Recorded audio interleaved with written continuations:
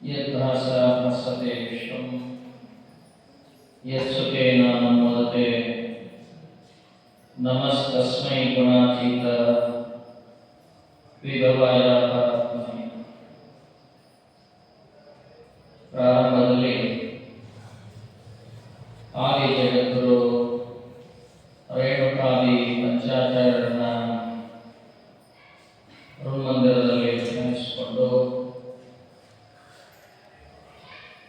ಪರಮ ಪೂಜ್ಯರಾದ ಲಿಂಗೈಕ್ಯ ಕೊಟ್ಟೂರು ಬಸವೇಶ್ವರ ಶಿವಾಚಾರ್ಯರನ್ನ ಹಾಗೂ ಲಿಂಗೈಕ್ಯ ಉಮಾಪತಿ ಶಿವಾಚಾರ್ಯರನ್ನ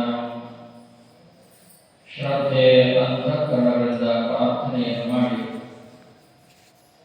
ಸದಾ ಶ್ರೀಮಠದ ಕಾರ್ಯಗಳಿಗಾದ ಶ್ರೀಮನ್ಯರಂಜನ ಪ್ರಣವ ಸ್ವರೂಪಿ ಶಿವಶಾಂತವೀರ ಶಿವಯೋಗಿಗಳ ದಿವ್ಯ ಚೇತನಕ್ಕೆ ಹಣೆಮುಟ್ಟು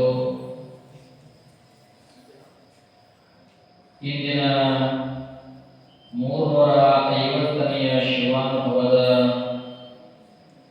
ಈ ಕಾರ್ಯಕ್ರಮದಲ್ಲಿ ಪ್ರವಚನವನ್ನು ಮಾಡಿದ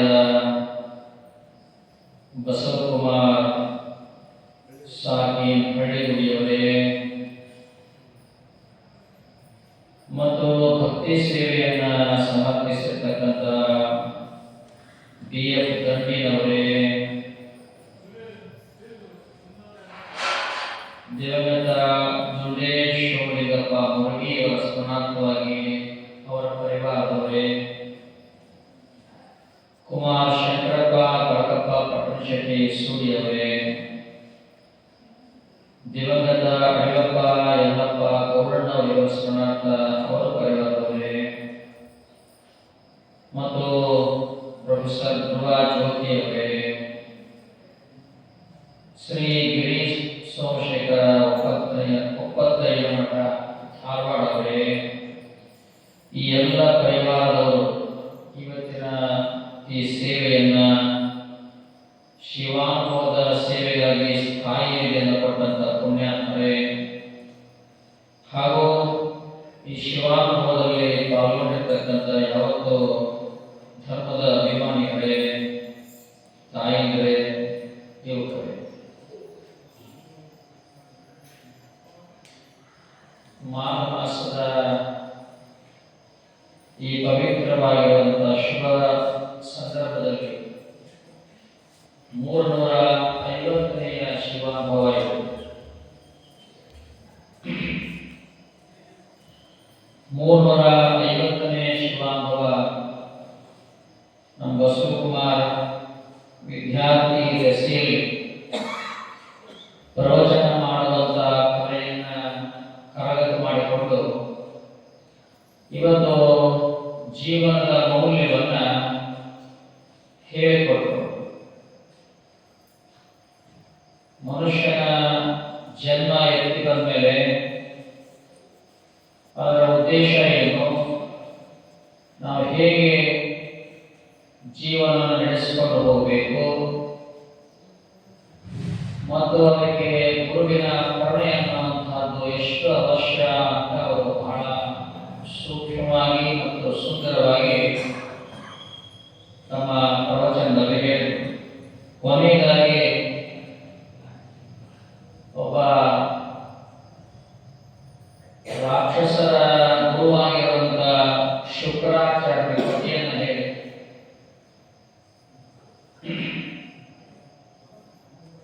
ರಾಕ್ಷಸರಾದವರು ದೇವರ ನಾಮಸ್ಮರಣೆಯನ್ನು ಮಾಡುವುದಿಲ್ಲ, ಮಾಡಬಾರದು ಅಂತ ಇದ್ರೂ ಸಹ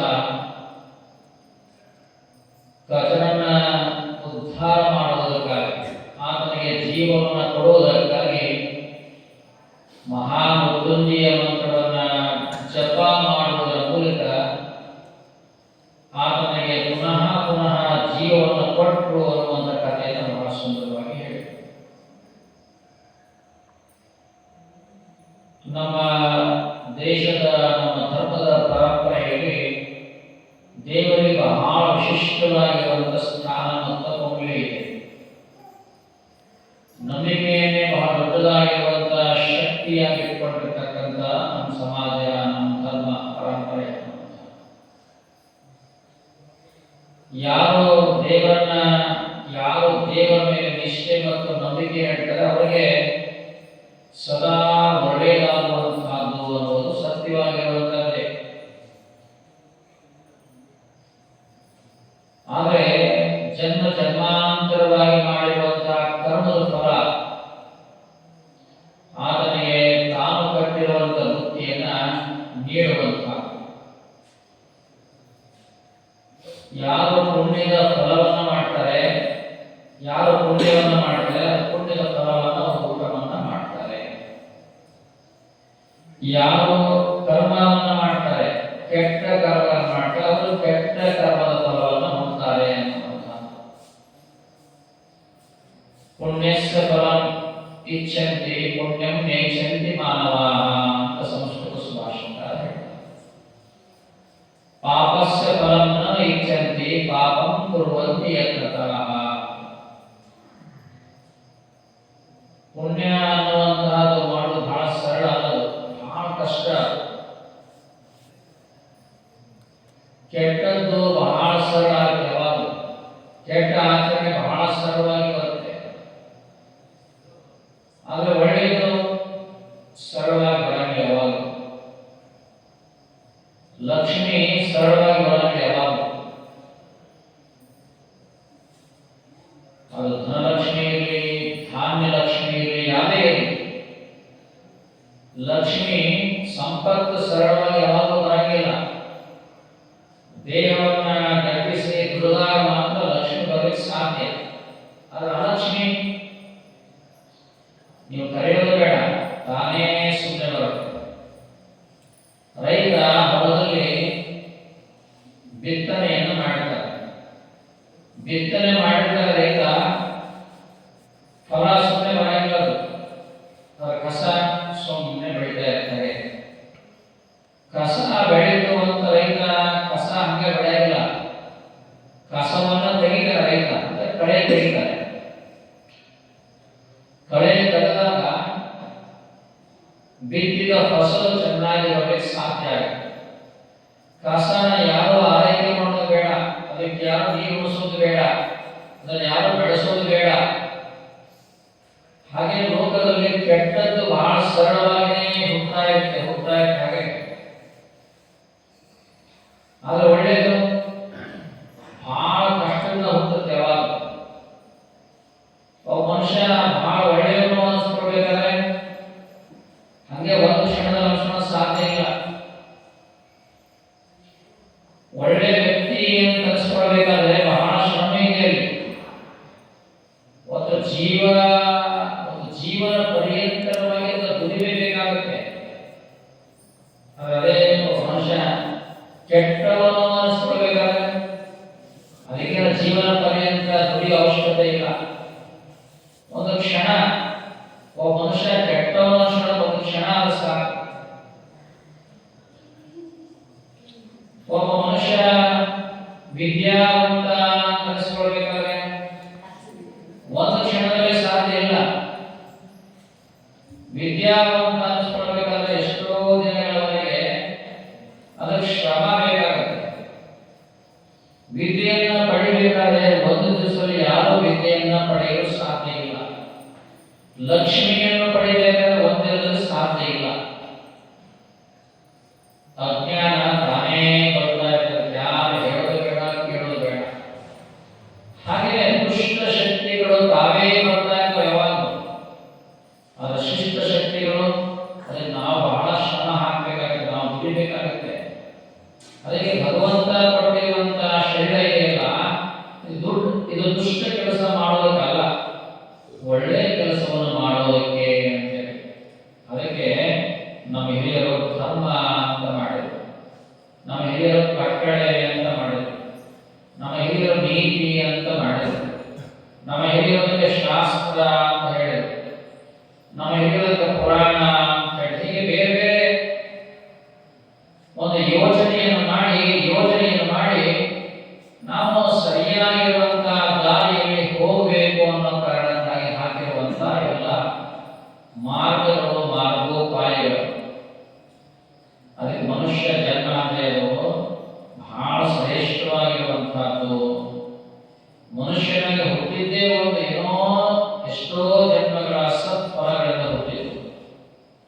ಫಲಗಳಿಂದ ಹುಟ್ಟಿತು.